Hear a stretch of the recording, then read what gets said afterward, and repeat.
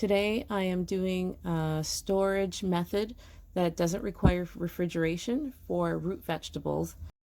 All you need is damp sand or damp wood shavings.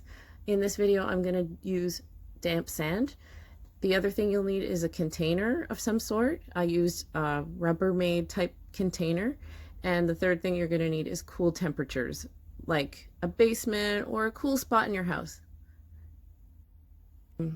If you don't have a garden that you can harvest root vegetables from, you can always still go to the store.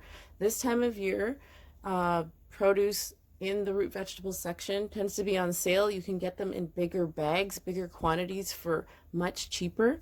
And that's what I went ahead and did this year. And I'm using this method because, first of all, I don't have storage space in my fridge to hold these vegetables. But secondly, farmers have been using this method for many, many years, and you don't need any electricity at all to do this.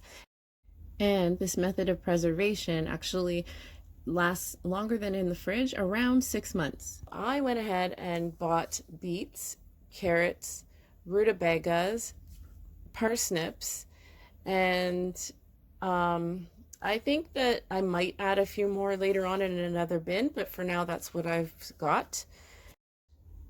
First you need a layer of sand, so that's what I did. I laid down the sand, and then as you can see here, I just spaced everything out, making sure nothing is touching against each other. And you're good. Whatever you want to put down, you just put down. Then you add your next layer of sand, making sure that you cover them completely.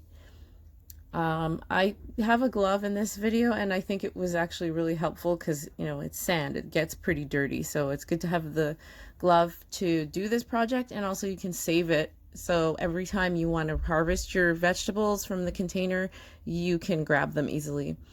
The next layer is, again, another layer of sand, and